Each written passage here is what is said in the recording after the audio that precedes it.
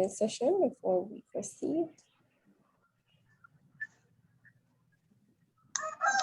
Okay, I think we're set with the PowerPoint.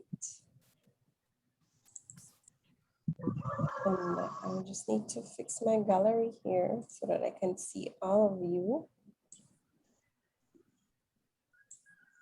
Okay, perfect.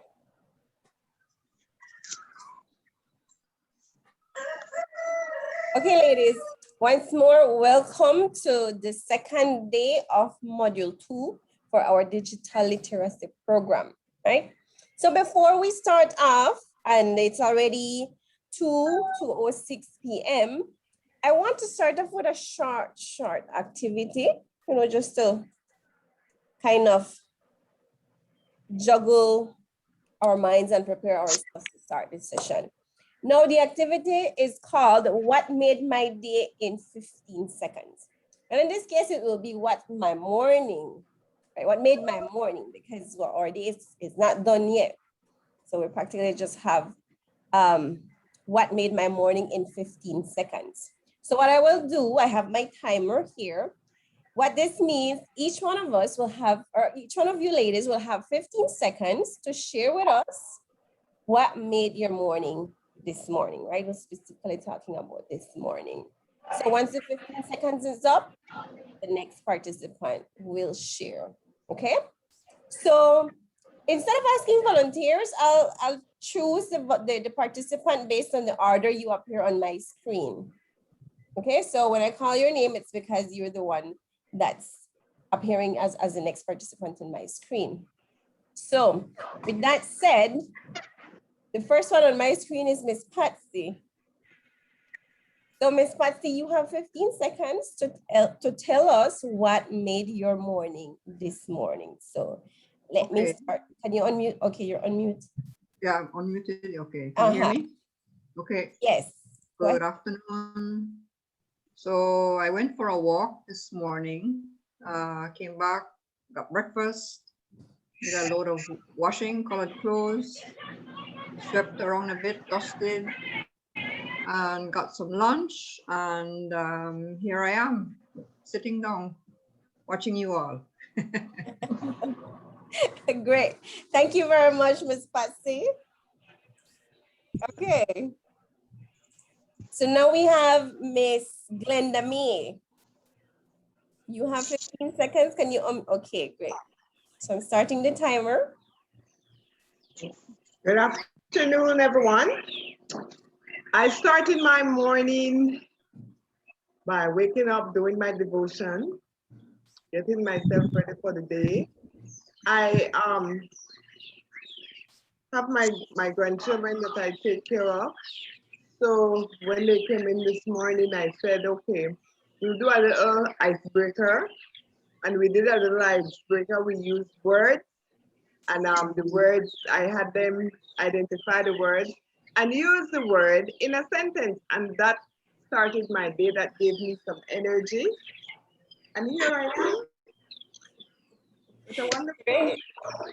Thank you. That was a good energizer for the morning indeed. Okay, thanks for sharing, Ms. Dundamy. You're welcome.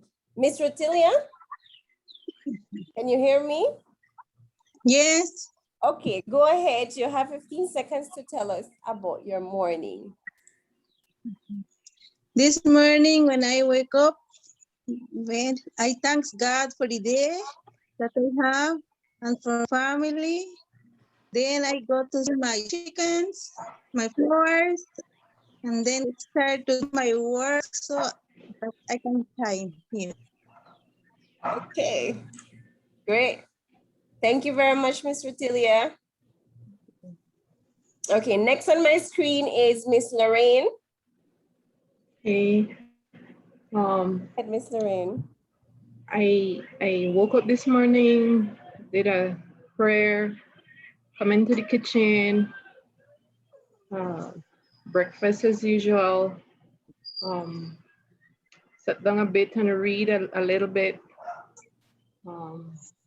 got on Zoom for 9 o'clock, joined up with my friends until about 10. I got my grandkids. getting my grandkids, and this is their highlights for my day. Okay, good. Sounds you ladies all have a busy morning. Thank you, Miss Lorraine. Miss Desiree, you're up next on my screen. Can you unmute your mic? Good morning, everybody. I mean, say good afternoon, everybody. Well, I wake up this morning giving God thanks and praise. Tend to my skin. Went upstairs, do a little work where I usually do 2 times for the week. Come over back, make a little bit of vegetables with melted mozzarella cheese over it. That I mean, my tea. When I'm done, I go outside with up the yard. You feed the dog water, give the chicken, make sure the chicken they have enough water and everything. Come inside, do a little bit of exercise. When I don't do exercise, I go outside back again, go see my nephew, come back inside because in up the step, I will apply the exercise. When I done for this, I take me a nice bath, relax myself till when the meeting start. Okay, good. Thank you for sharing, Miss Des. Yes, ma'am. Miss Josephine, you're next. Are you there? Can you unmute your mic?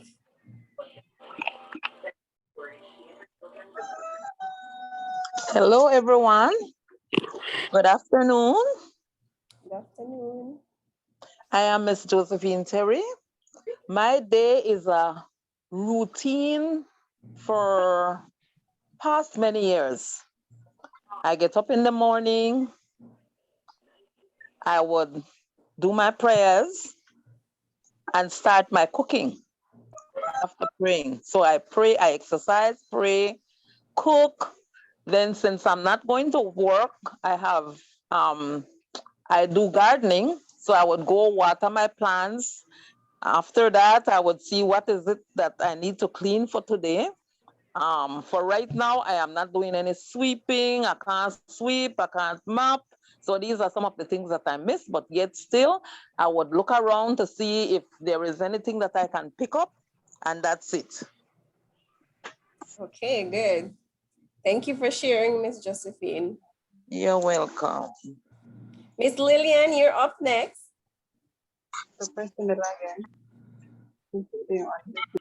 Miss Lillian, are you there? If you can, I'm trying to unmute my mic. Okay. Good afternoon, everyone. My day started. I wake up this morning, praise the Lord, and I said my devotion. Did my devotion. I did a little exercise. After the exercise, I went outside and I started washing. I prepared what I was going to cook, and I cooked. And after I had my lunch, I went for the bath and hurry up to come and open up the computer to be on the program. Here you are. Thank you. Thanks, Miss Lillian. And last, but of course not least, Miss Corrine, are you there? Can you unmute your mic and share with us? Good afternoon, ladies. Well, this morning when I got up, I first of all, I went outside, I watered my garden, and then I came in back and I prepared breakfast for my boys. Why I prepare for one, he's an invalid, he's a paraplegic, and the other one, he recently had surgery. And so to make sure that he takes his medication, I do the breakfast and the medication along with it.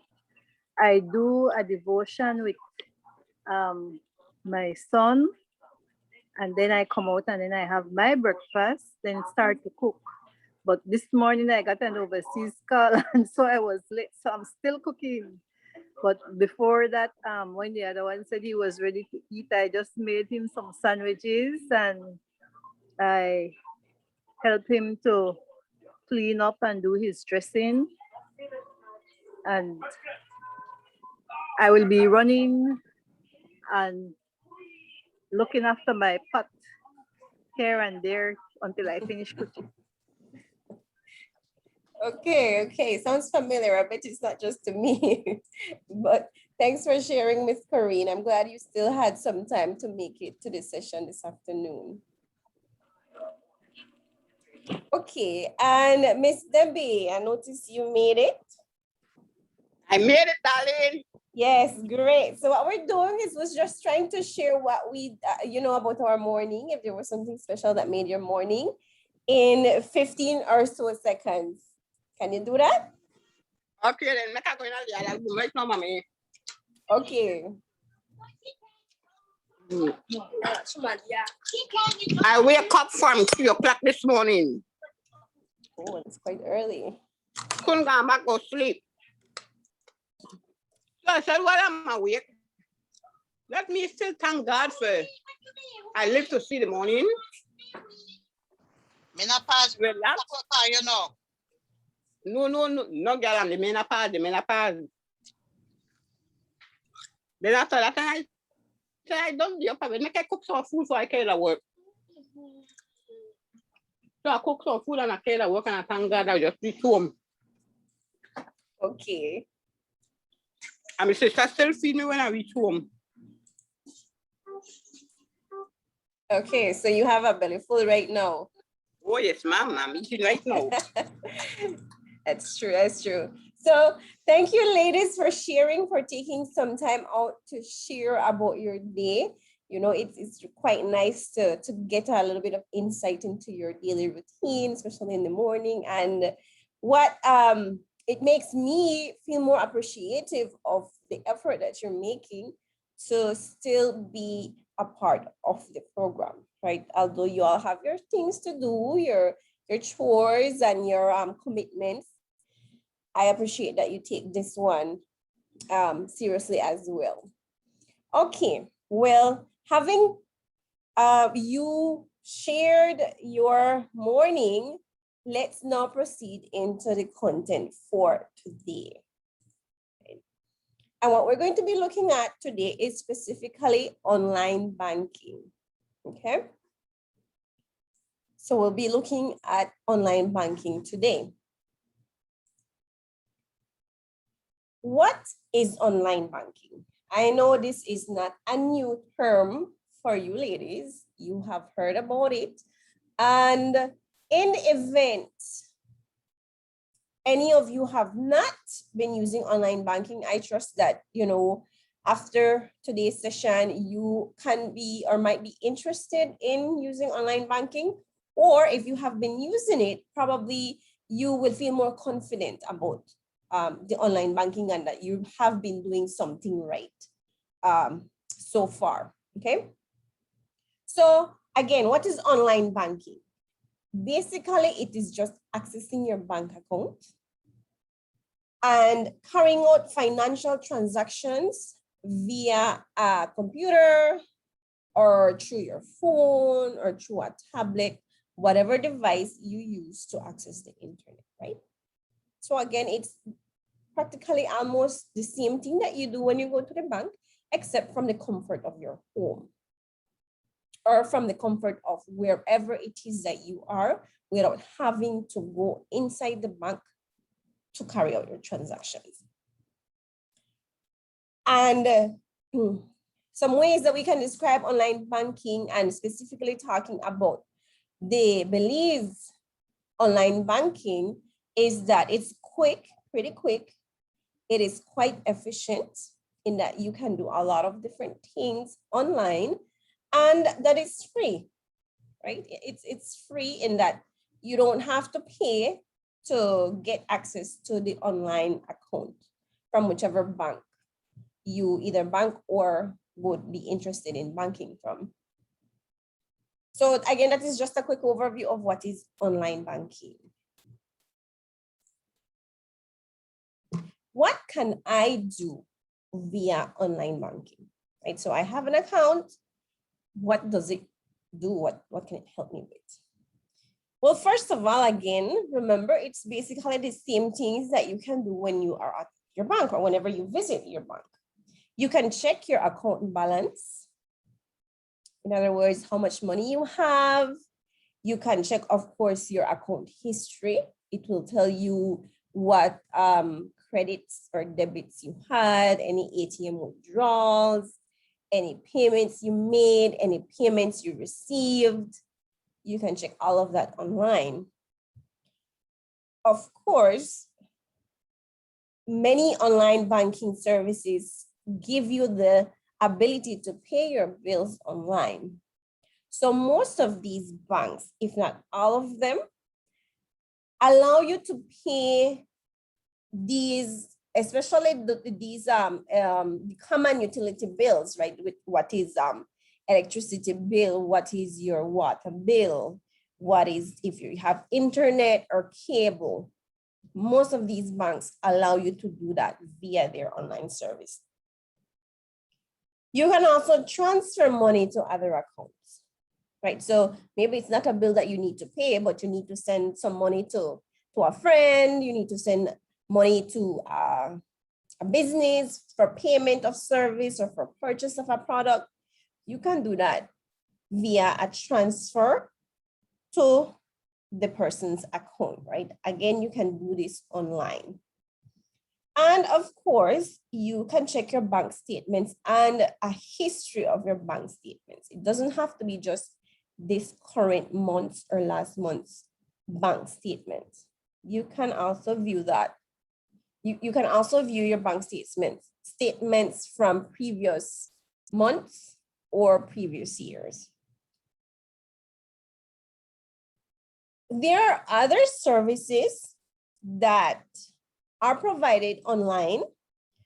However, these services will differ based, of course, on the bank that you are working with or the bank that you want to work with, right? So you will, and I will show you a couple of examples of online banking accounts, and you will notice that most of these services are quite the same for these banks, but the way on how they provide the service may differ slightly.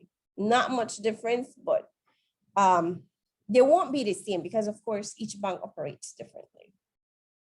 And that's why some banks may provide one service while other banks need to provide or may not provide the same service as another bank, right? So slight differences, but these four services outlined here are services that at least I think all of those banks provide, okay?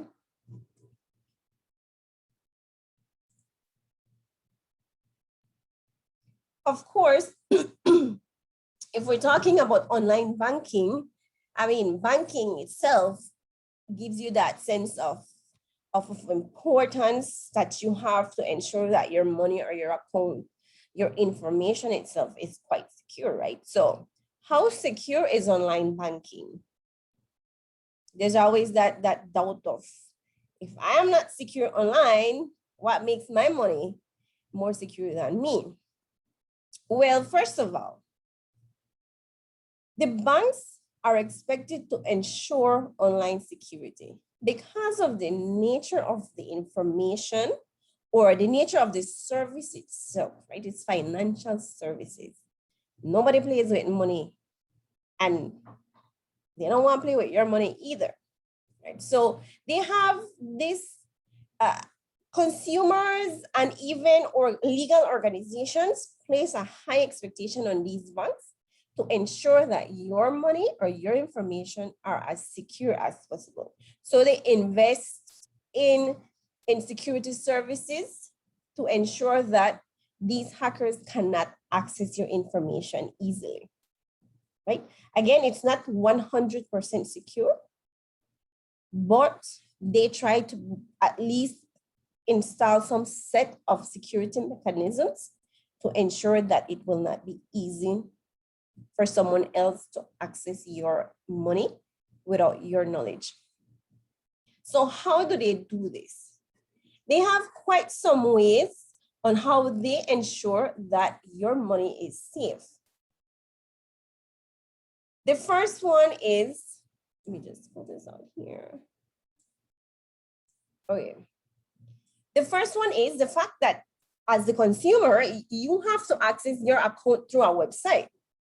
Okay, so that portal or that door or that access to your account has to be secure. And one of the ways that they secure these websites is what we call here encrypted websites, right? So they use encrypted websites to ensure that your information is safe.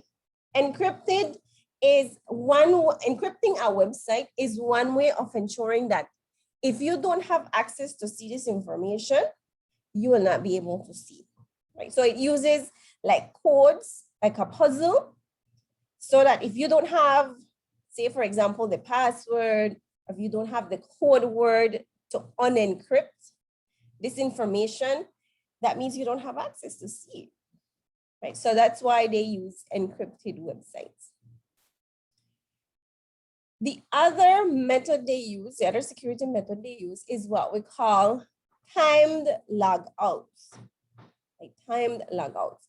So timed logouts is a mechanism implemented in that once you are logged into your online account, if for some reason, maybe after 3 minutes or after 5 minutes that you're not doing any activity on that account, it logs you out. In other words, it kicks you out of your account, right?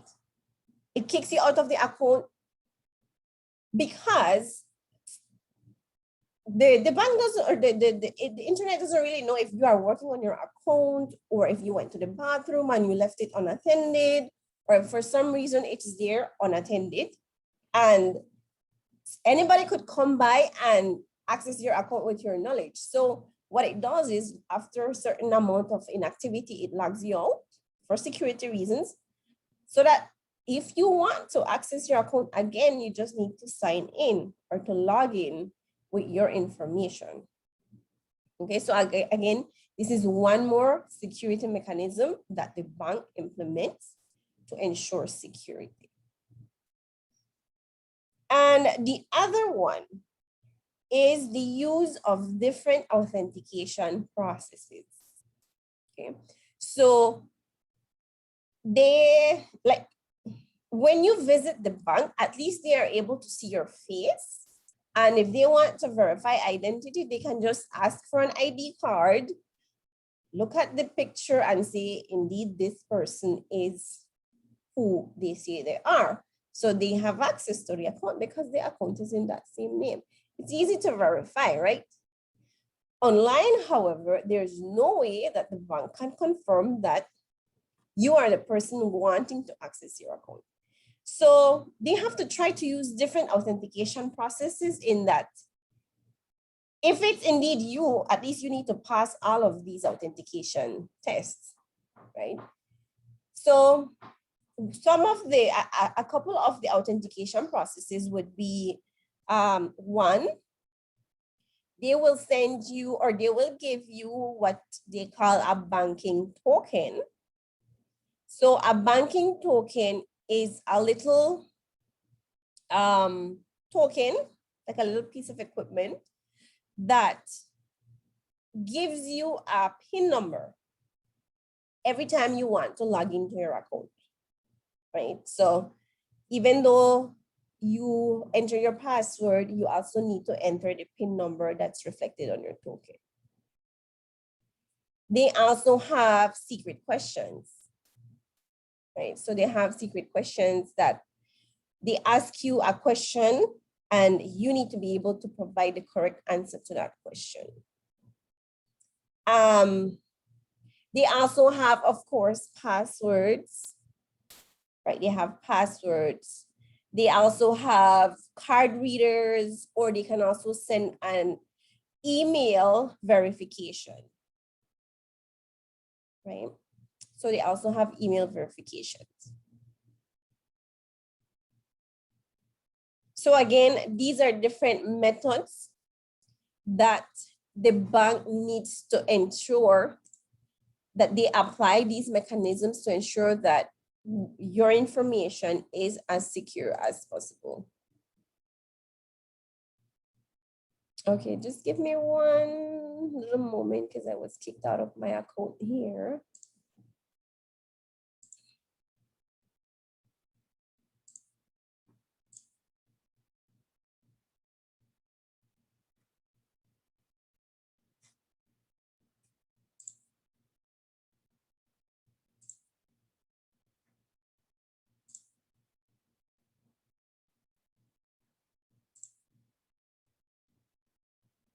So you use different authentication processes.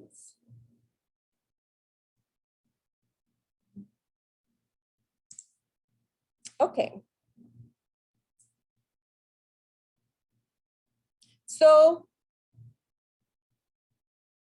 and these banks need to be as updated as possible with these security mechanisms, because as banking institutions or financial institutions, they are one of the most targeted organizations by these hackers, right? Because, well, they hold money, and they're not a little bit of money like my account and your account. They deal with large amounts of money. So once they have access to that banking institution, they could bankrupt that bank in a matter of seconds once they have access to that. So now those banks need to invest a lot of money to ensure that their information is secure. Because if they steal that bank, they have to pay you back your money, right? You're paying insurance on that, and they don't want that. So it's not worth the risk. It's not worth the risk to assume, I don't think they will touch your account or what's not. They cannot be that secure, right? No, the reason why I said your banking information would not be 100% secure, it's because the bank can only do so much to protect your information, right? So it's also your responsibility to protect your banking information, right?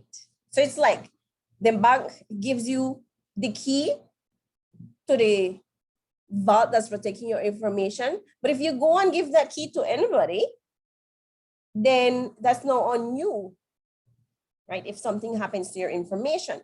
So the same thing happens with your online banking. There are things that you as the online banking users need to be responsible for, okay? And again, this may seem as repetitive, but it is very important that we continue saying it over and over again so that we understand the reason why basic things are important nonetheless. They may seem basic, but they're important. So the first thing, as your responsibility, is, of course, not reusing the same passwords for different accounts, right? If you have more than one online banking account, perhaps you bank at Atlantic Bank and you have another one at Heritage Bank or at the National Bank of Belize, do not use the same password for all of these accounts. Okay, that is already a big risk. Of course, use a strong password. Use a strong password. What is a strong password, ladies? What would be a strong password? How do we make our passwords strong? Any ideas?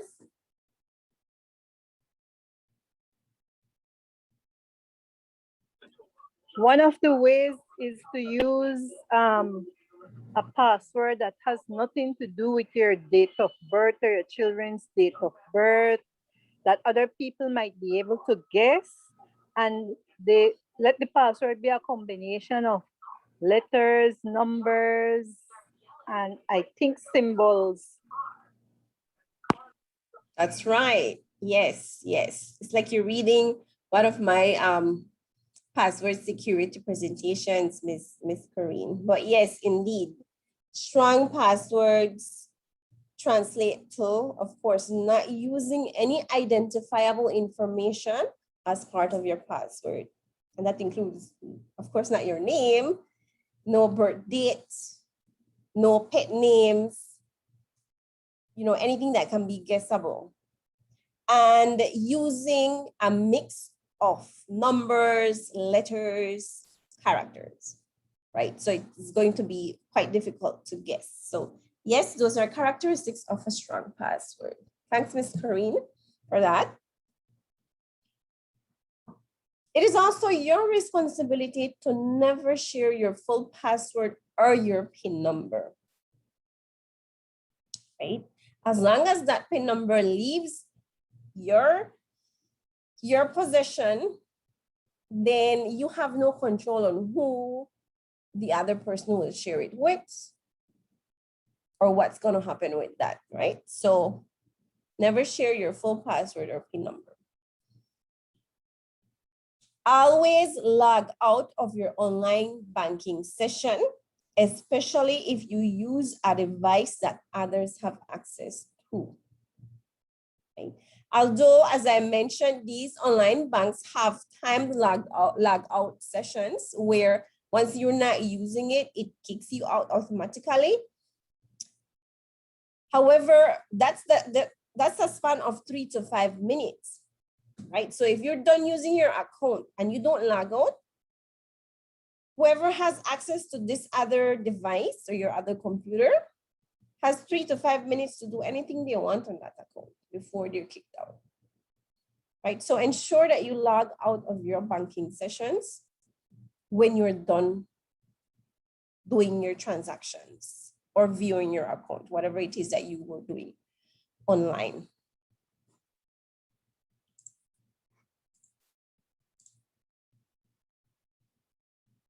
Be cautious when using a public computer to access your online banking, right? So probably this is not something that many of us would do, but in the event you need to access your account for some emergency, maybe you have to borrow someone else's computer or probably use computer at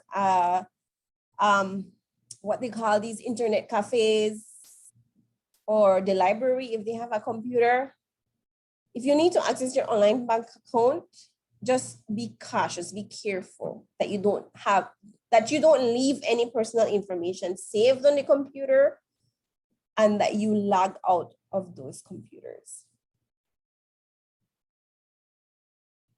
Only use a secure Wi-Fi connection to access your online banking. Do not use public networks, right? So what would be a secure Wi-Fi connection, Edith? Is your one a secure Wi-Fi connection, whatever you're using right now? Secure Wi-Fi connection, a one-way path, only you have access to your Wi-Fi. That only you have access to your Wi-Fi? Yes, ma'am. Because the moment you start to share out your Wi-Fi secret number, anybody could have access to any information you do online. Right. Yes. So the safest Wi-Fi, of course, is a Wi-Fi connection where only you have the password. But many of the times that's kind of difficult to do because we live with other people and we want to share the Wi-Fi, especially if it's family, like your children, your grandchildren, they want to use the internet. You can also share the Wi-Fi with that. To safely share a Wi-Fi connection, what you can do is to enter the password for that person, right? If they want to access the internet, let them give you the device and you enter the password for the Wi-Fi and you connect it to them or connect it for them. Do not give them the password. Because if you give them the password, then like I said, once you give it to them, you don't know what they will do with the password. But the internet man explained and told me that when you give out your the password for your internet, right? Mm-hmm. If it's on a phone, it's safer. But if it's on the internet, it's not safe. Even if you put in the password for them on your computer, they can still access it. They can still access the password. As long as it's on a computer, even if you put in, say for example, I have my Wi-Fi password and I want to share my password with someone else. And I put it, rather than give it to them, I put it in their computer. And when you put it in their computer, anybody can still access your information from that computer because as long as it's a computer. Computers share many things in the memory. Yes, that's right, Ms. Debbie, that's right. So that's why I mentioned the internet is not 100% secure, right? But But at least it gives you that sense that for them to do that, they have to have a little bit higher technical skills to do that. So you can't give that to Miss Des or to Miss Lillian, for example, that that even I can do that.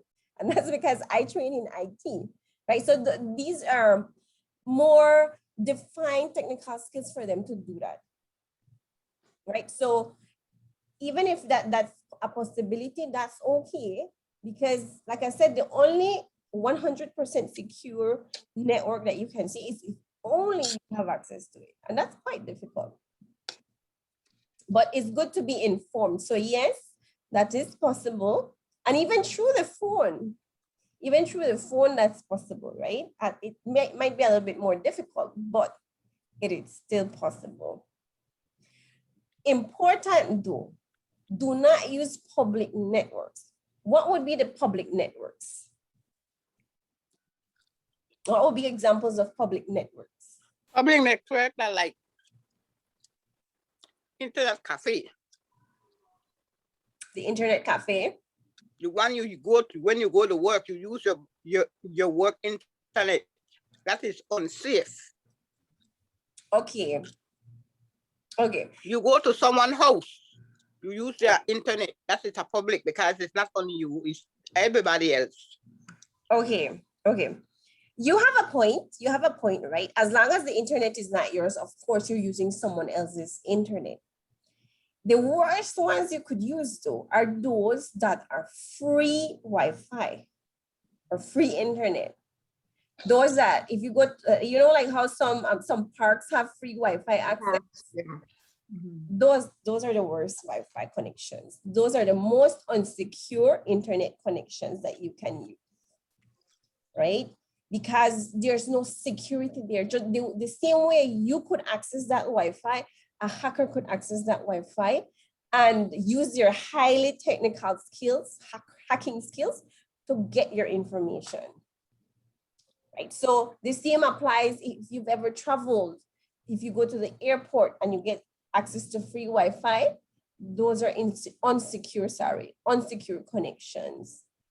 So anywhere in the restaurant, if you go to a restaurant and you want to connect to your Facebook or to, you know, to your social media, and they tell you, hey, we got free access, free Wi-Fi access, that's a public network because it's open to anyone. Anybody could access it.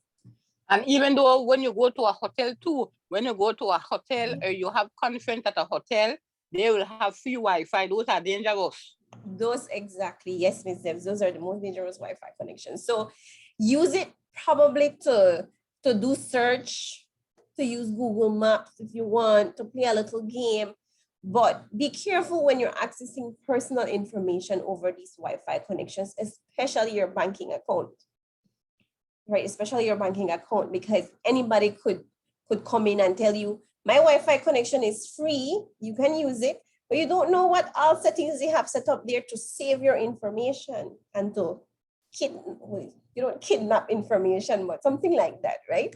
To take away your information and do what they want with it. So again, public networks, it's a no-no, right? When you're doing online banking.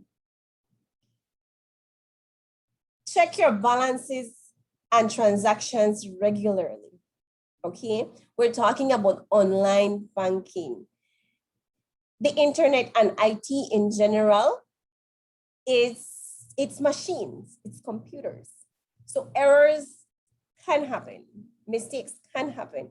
So if you are not up to date with your balances or your transactions, there's no way to hold the bank accountable for that, right? Because if they tell you, well, your transaction is reflecting $10, you know you had $50 there, right? So when there are those inconsistencies in your account, report that to the bank, because then again, what could have happened? Somebody got access to your account and emptied your account, right? So we need to be quite alert with our accounts when it comes to that. And of course, regularly check that your personal details are correct and up to date, right? Your personal details need to be up to date.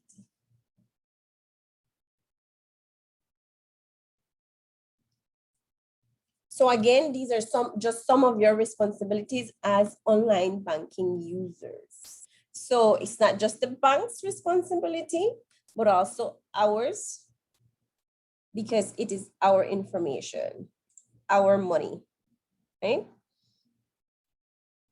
Okay.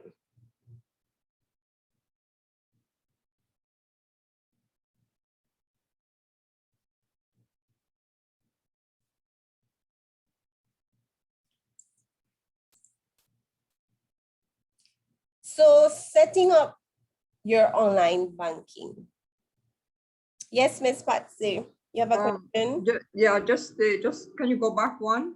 When you say regularly check that your personal details are correct and up to date, what do you mean by that? Okay, some of the personal details that you would leave at the bank would be your name, of course. So in the event, for example, you were married and then you divorced, you would want to update that information in your bank account, right? Okay. Or if you change your contact number. Oh yeah. Right, if you change your contact number, you would want to change that too. In the event they need to contact you for an emergency, then they have your contact information. Okay. Right? Yeah, thanks. Okay.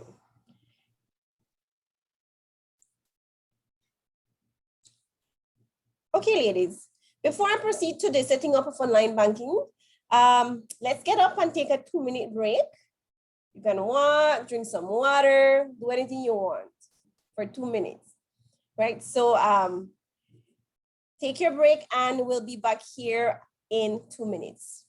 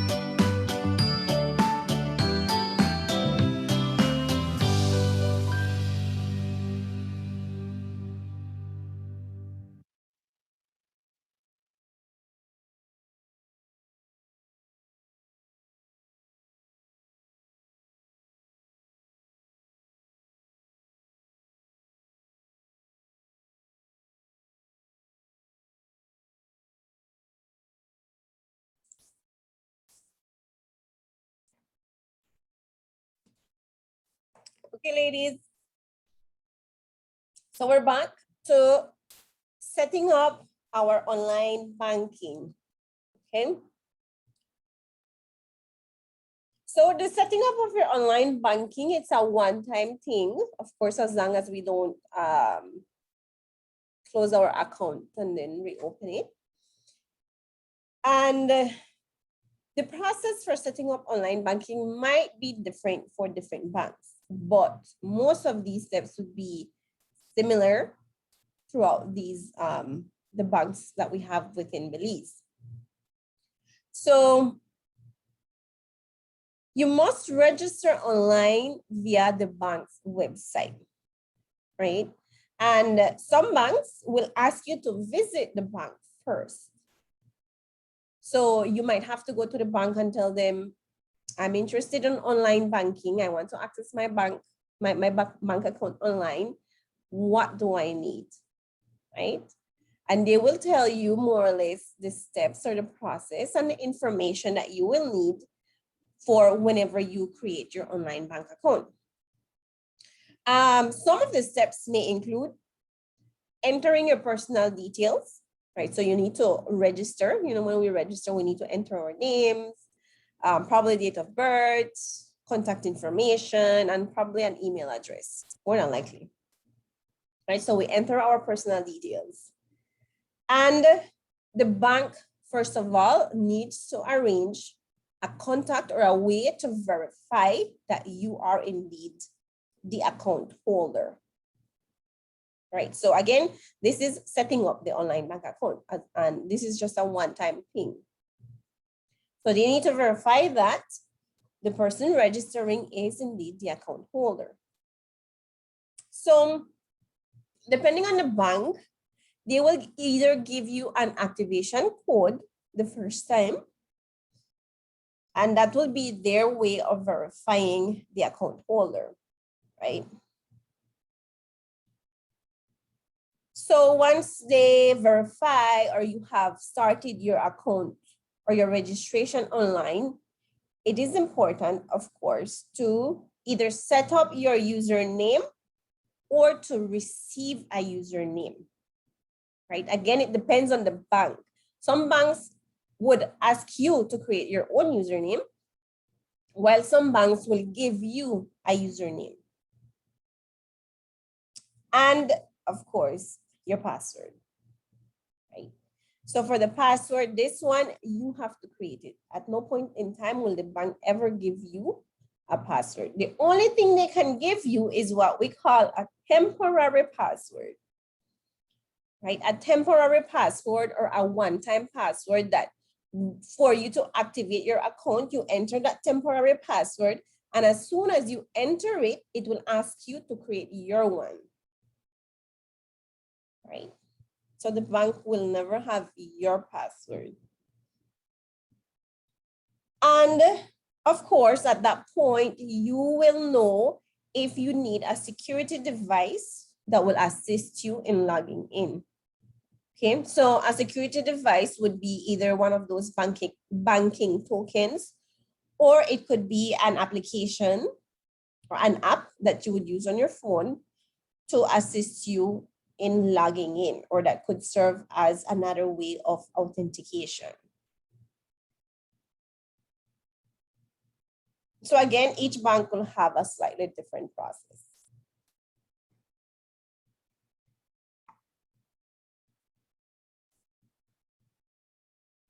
Okay, ladies, how many of you have a bank account?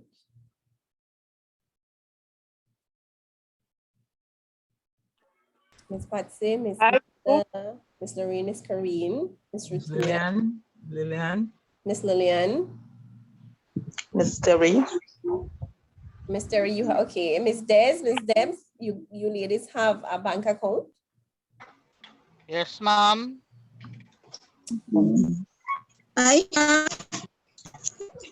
Okay, Miss Rutilia. Now, how many of you have your online bank account? Oh, ma'am. Only Miss Lorraine has her online bank account set up. I have online too, Miss Lillian. They had set it up for me. I went to the bank, they did it for me. And Okay. Have you been using it? I am not using it. I started it and then I couldn't get in. The same password was set up and it seemed like the special questions that you say they ask. Mm-hmm. Only once I got in and I couldn't get in again. So you registered for your account. Yes. Okay, great, great. Okay, that's very good, ladies. And Miss Lillian, which bank do you, if it's not too much to ask, which bank do you use? Scotia. They had asked me if I wanted to do it and I went in and did it. Scotia, okay. Well, you know Scotia changed ownership, right?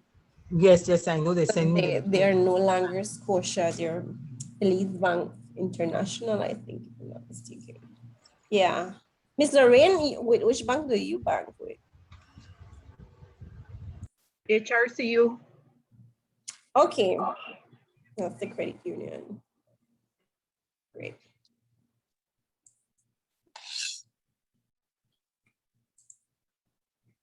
So what I will be showing you are some of the most common online banks. And of course,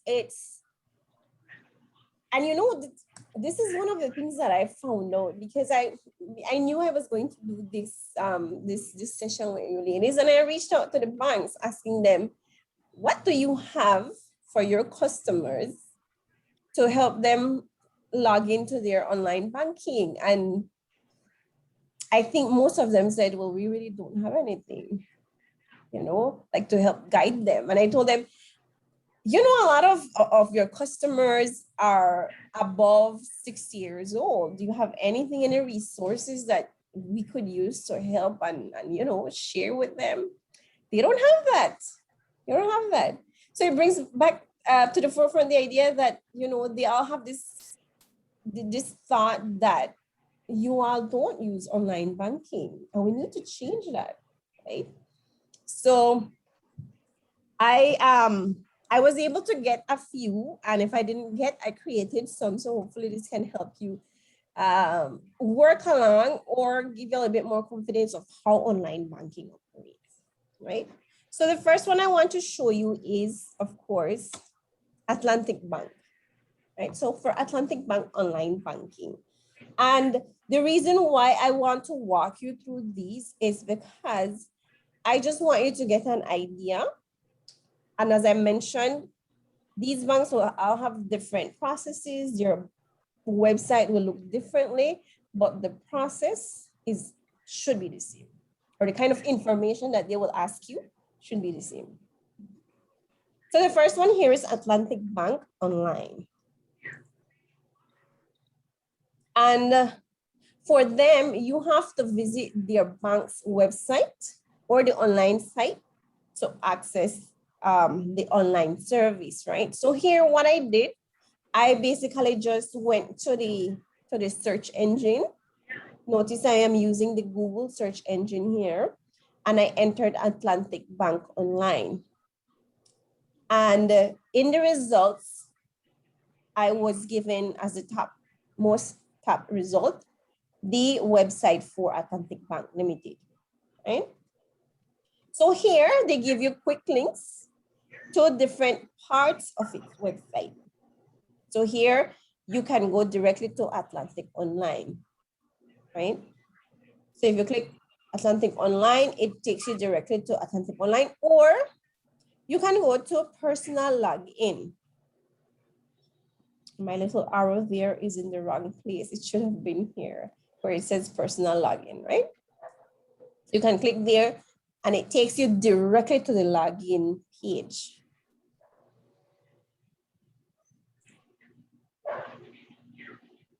Now, I have a little tutorial here, and I just want you to take a look, have a quick view of their login process, how it is that they allow users to access their online bank account. Now, keep in mind that to get to this point, the user or we would have already went to the bank, told them, I want online banking, sign me up or set me up. And Atlantic Bank, they will create your username and they will give it to you so that you log in to the online bank. Okay, so let me play this here. I think I need to do a little quick fast forward here. 1 second, it is. Okay, yes, to 0:45.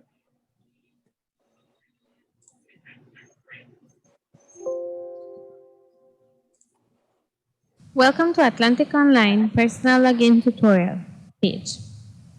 So let me just fast forward this to what it should be now, right? Page. Okay. First, enter your username. Now enter the scrambled characters that appear below the Enter the Characters field. Proceed to the PIN or mini token field. If you have a mini token, enter the 8-digit number generated by your mini token. If you do not have your mini token, enter your PIN number and press continue. If this is the first time entering, your mini token is 1234. You will be asked to change this upon entering. Next, enter your password in the password field.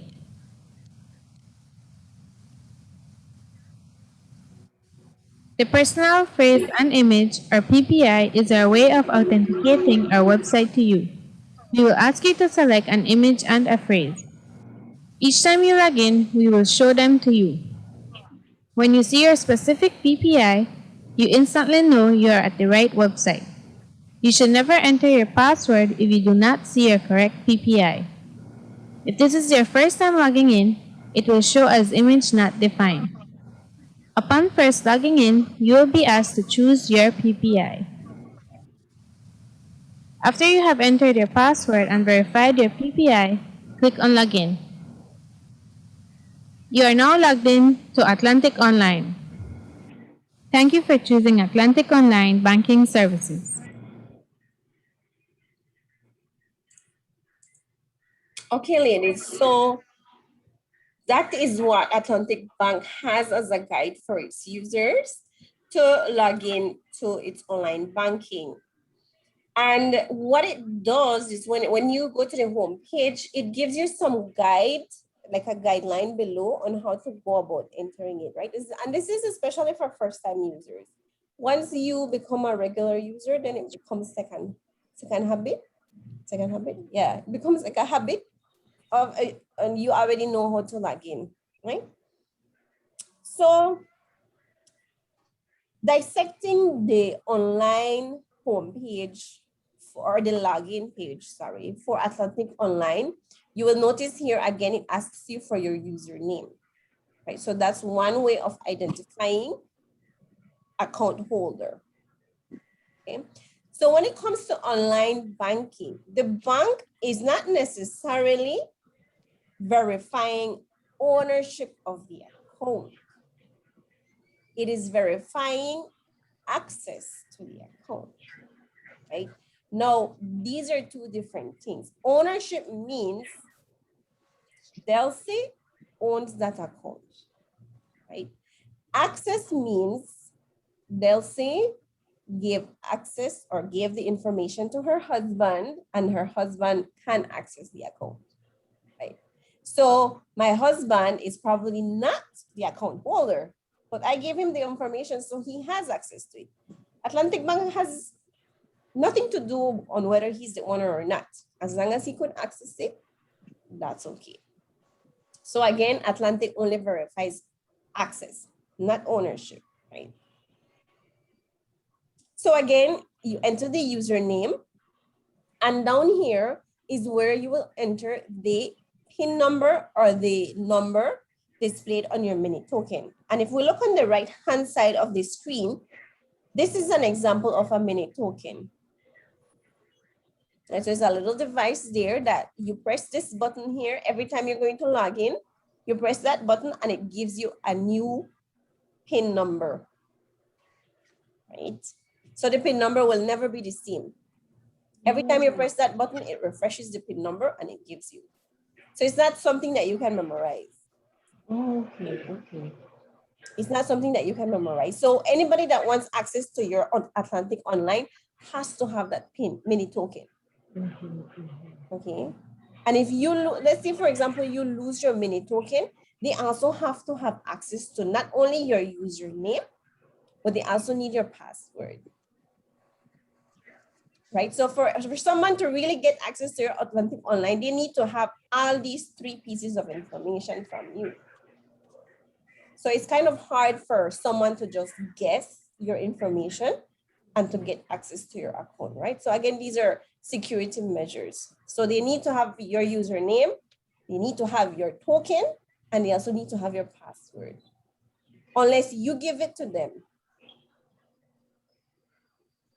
But that's something that we strongly recommend not to do, right? Do not give out your information. So this is this is the mini token. Every time you log in, you need to press the button to give you a new PIN number. One important thing that I want to show you here, and not every online bank offers this feature or has this feature. This is what we call this one in the middle, where it says enter the characters that appear below, right? This is what you call the CAPTCHA feature. Right? CAPTCHA is kind of like the Creole version of capture. You capture that. So what it does, the purpose of the CAPTCHA feature, again, we're talking IT, we're talking technology, right? So there are a lot of different ways that hackers can access banking information. And that does not necessarily mean it will be a human person trying to access the information. These people are so smart that sometimes they create a robot smart enough to try to access this information. However, robots can only think one way, right? They don't really, robots cannot think, I can say it that way. They need to be programmed and then they act. Robots cannot think. So the CAPTCHA is one way to protect the website in ensuring that it's not a robot accessing your online bank account. They might get your username, they might get your PIN number, they might get your password, but they need to be able to think and see the letters and numbers that are displayed there. And not only that, they need to be able to enter it. Okay, so, and you will notice that every time you log in, the CAPTCHA will be different. It will never be the same. So say for example, I'm trying to log in here and I enter my password wrong, or not my password, sorry, my username wrong, and I need to re-enter it, the CAPTCHA changes. Right, you'll notice it changes. So you as the online user need to be able to enter this CAPTCHA correctly before you can even proceed to the next step, which is entering your password.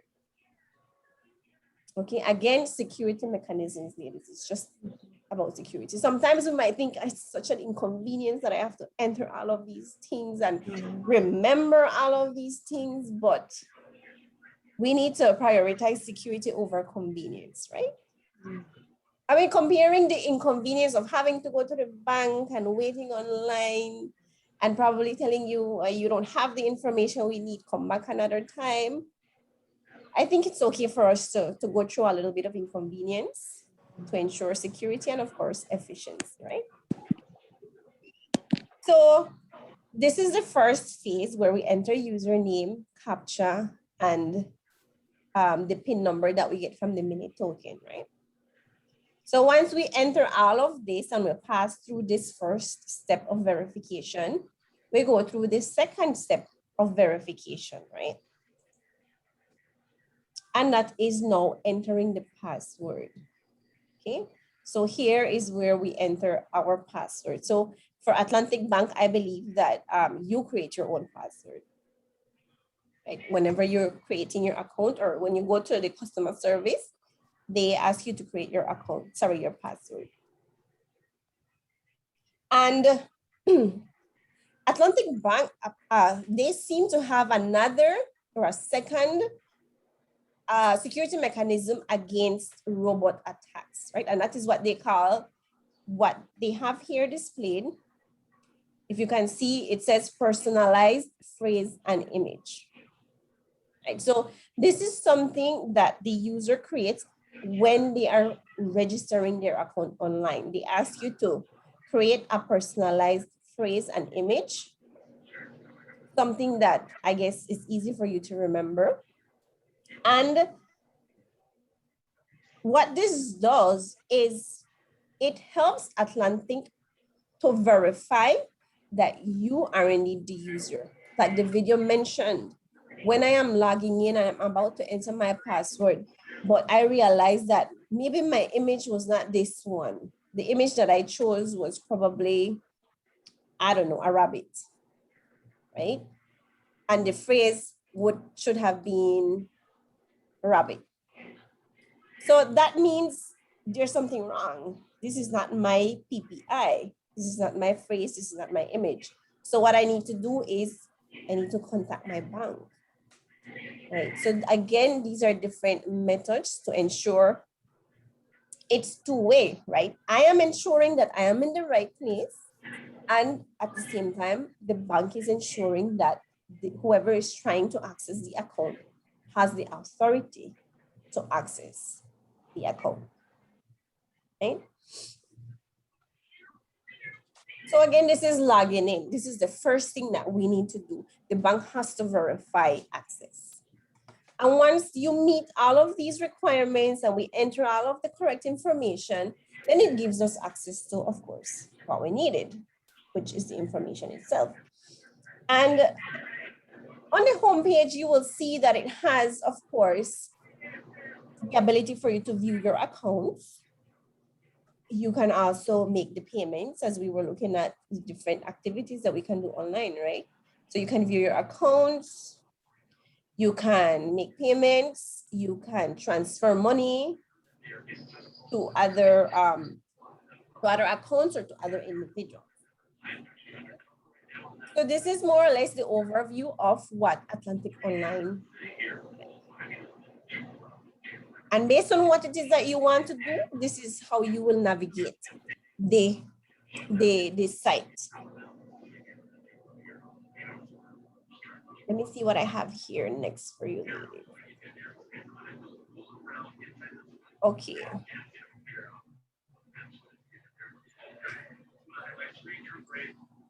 So what I want to show you now is how Atlantic Bank helps users to carry out bill payments online using the online account, right? So I have a short video here that will kind of show you or a little bit of guidance on how to go about making a bill payment. So let me just see this here.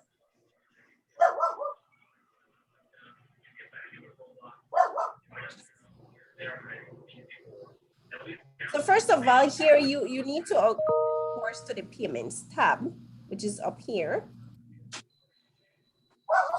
And it takes you to this view where you can select which bill you want to pay. So here you'll notice there's a list of different service providers. And from here you will choose which service you want to pay for. So in this example, the Belize Water Services was selected. And with these bill payments, you will notice that it will ask you for information based on the company. So in this case, for BWS, what it needs for access to the account is, of course, your account number and your meter number, right? Maybe for your cable company, again, it depends on what they need when it comes to these online bank payments, right? So let me just proceed here. So here in this example, again, it asks you for account number and meter number. And once you enter that, it gives you access to make payments to the account. So here, another example is selected. I think it was the same one.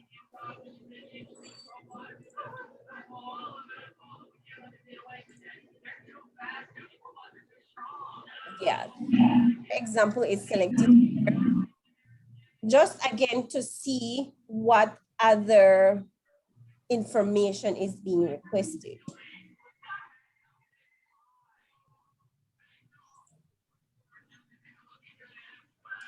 And this note then proceeds to show you how the transfers tab looks like, right? When you want to transfer money from one account to the next, okay?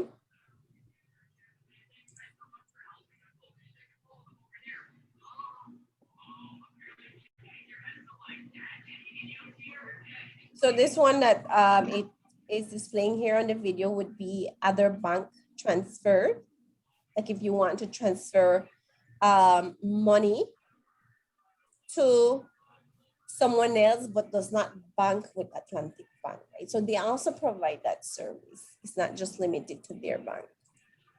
So of course, it asks you to select which bank you want to send it to. And of course, it gives you the space to enter the bank account for the person and the amount you want to transfer. Right. So again, here you will notice what information is required for you to be able to make that. And another security mechanism that these banks operate, and I know, for example, Bank used to, but when you click next here or to confirm, sorry, when you click next, the next step will be to confirm, to verify if what you entered here is indeed what you want to do. Right? Sometimes maybe you wanted to transfer $100, but by mistake you entered $1,000. It asks you to verify that before it. And if you do say, yes, I am confirming that it's a $1,000 that I want to transfer, then you just select confirm and your transaction is carried out, right? So again, no need for what you call Western Union, where you have to go to a Western Union office and send money. You can do that via online banking, right? The only thing is that the other person needs to have a bank account, okay? But it's quite efficient and secure, as you can see.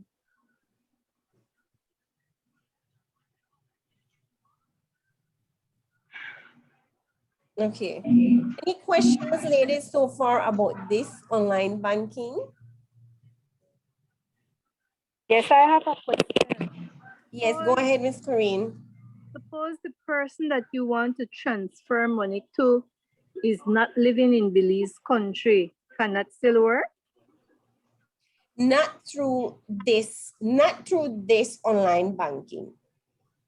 Right? If you notice when it said select a financial institution, it was limited to just those four banks. Yes, local banks. Mm-hmm. I think they do provide the service, Ms. Corinne, but not through online. Okay. Yeah. And the reason for that is one, the bank they're transferring to, or the international banks, have their own rules and regulations that may not apply to Belize. Yeah. Right. So hence the reason why it's not as easy as doing it online. Okay. But yes, I think you'd have to go into the bank to carry that out. Yeah, but I just want you could have done it yourself online. Okay, okay. So right now, what I noticed while I'm browsing Facebook, I noticed that a lot of business transactions happen through online banking. You know, like if you need to make a down payment for a purchase or a product, you can say, and they give you their account number and of course the account name, right? So the account name. I know for Atlantic Bank, if you do not enter the exact account name, it will not proceed with sending the money, to transfer the money. You need to have the exact name of the account. And that's good, right? Because then you don't want to be sending the a transfer of money to the wrong person just because of a typo or of a wrong spelling, right? So again, and if you want money transferred to your account, it's important for you to give out exactly how your account name is as well, right?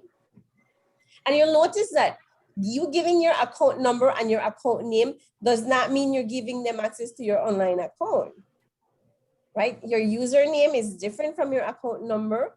And at no point in time when we were logging into our online bank account, did it ask us for account number, right? So it's okay. You can feel safe that not because they have your account name or your account number means that they can access this.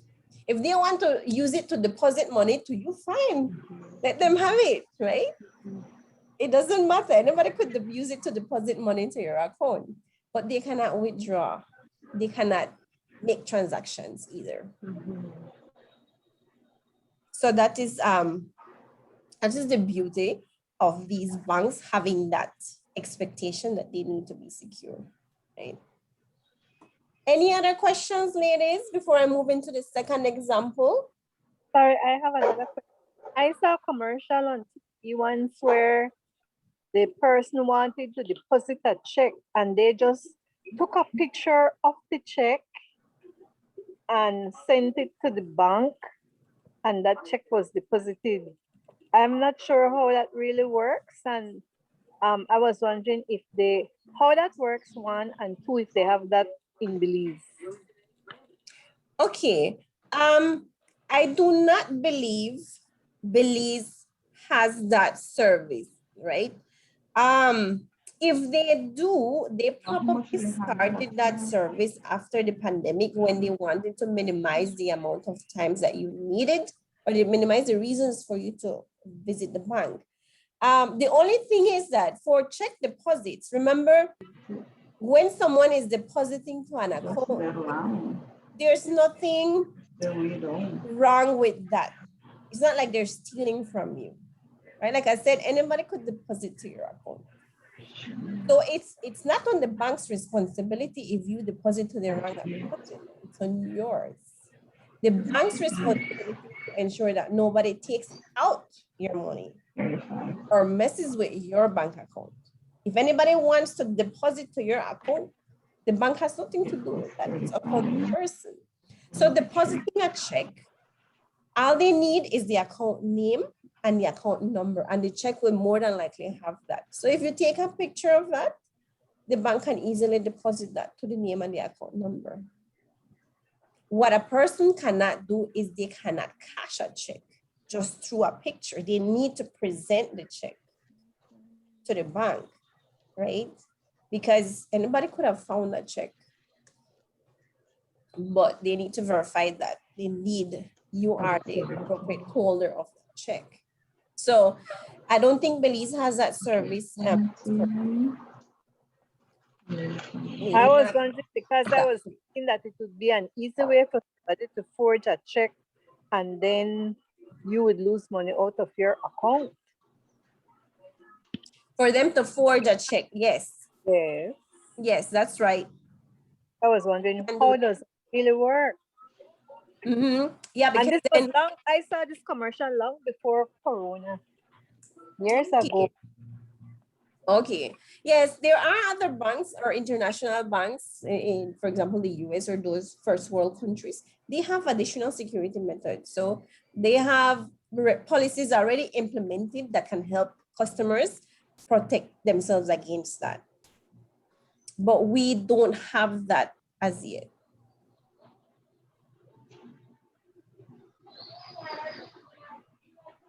And the thing is, I guess a lot of the users, this would be a lot of they're trying to discourage the use of checks, right? Because of the online banking. So if you have access to online banking, you can make, again, bill payments, you can make transfers. So checks would be more for like bigger amounts, or if the customer prefers check payments over online payments. And online payments are immediate. As long as you click that confirm button, the money is already transferred to your account, right? As opposed to a check, then you have to go and cash it, and until you cash it or until you deposit it, then you have access to that money. So the banks are trying to encourage this online banking a little bit more. I know, because they're giving a lot of trouble now to deposit a check. I mean, like if you get a check from, say, Atlantic Bank, and you wanted to deposit it in your Scotia Bank account, they would tell you that you have to use the ATM because they're not depositing checks or cashing checks anymore. Everything has to go through the ATM. Okay, okay. I think they're trying to automate all of those services as much as possible. Yeah. And I think one of the methods that they're doing this, again, I am talking as a customer, right? I know that I don't really know which bank, but they start charging fees for over-the-counter transactions. Right, over-the-counter transactions. So if you go to the bank and you carry out a transaction, they charge you a fee because they're trying to encourage you to do it online. It's the same transaction. Maybe you just wanted to withdraw money, or you wanted to not withdraw money, sorry. You wanted to deposit money to an account. You could have done that online, or make a bill payment. You could have done that online, right? So they're trying to discourage, not to discourage, sorry. They're trying to encourage the use of online banking more. That's true, because at Scotiabank, they don't accept, well, they accept deposits over the counter, but you have to pay $3. So it's cheaper to go to the ATM and do your deposit there. Yeah, I think, I'm not sure it was Scotiabank, but that is a good example of what I was trying to bring across. Yeah. And also, if you want to withdraw from Belize Bank, you have to pay $1 from over the counter. Over the counter. Yeah. But if you go to the ATM, you pay less, but you still pay. Okay, but it's just less money. It's just less. But if you want to withdraw from your account from the counter, you pay $1.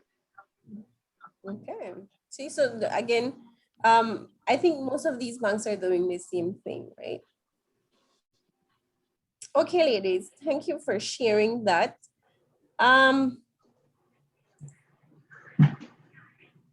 Let me see.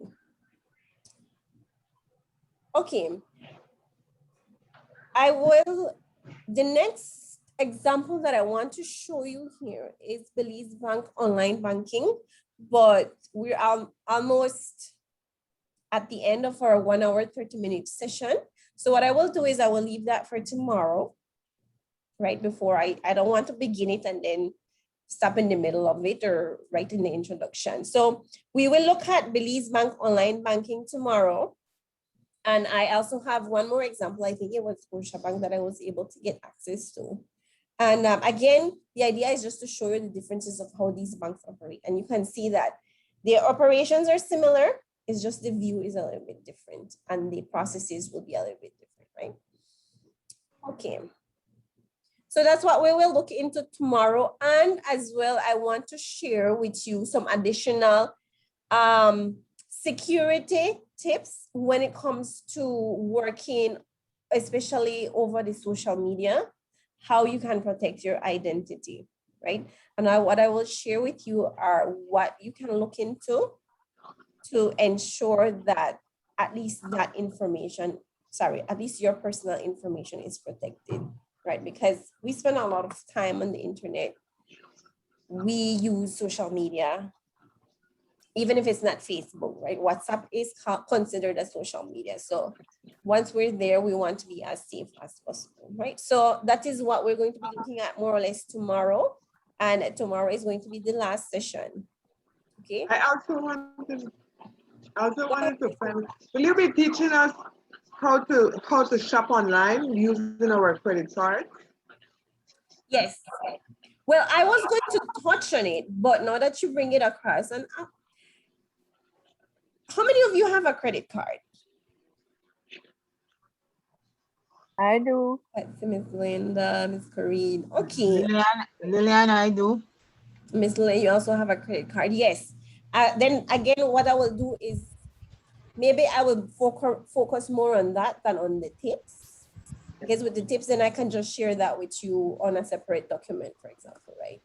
But okay, I think I will focus more on the online shopping using your credit card and how to be safe, how to do safe shopping on that one. Okay, great. Thanks for bringing that up, Miss Linda. You're welcome. Ladies that you want me to focus on tomorrow? That you, I don't know, you want additional information. Probably I might not touch it during the session, but I can do some research and find out more information if it's something that wasn't part of the presentation. I could always share that with you. Or if you think about something, just let me know tomorrow and I can always send it afterwards. Yeah. Okay. Well, that's about it, ladies. Thank you very much again for your participation, for your attention this afternoon. And I will see you all tomorrow, same time, same place. I'll enjoy your afternoon. Bye. Thank you. Bye, ladies. Thank you, Miss Delcy. Bye. Thank Tomorrow. you. Thank you. Delcy. Bye. Bye. Bye, everybody. Bye, everybody. By grace of God. Bye, everybody. Bye.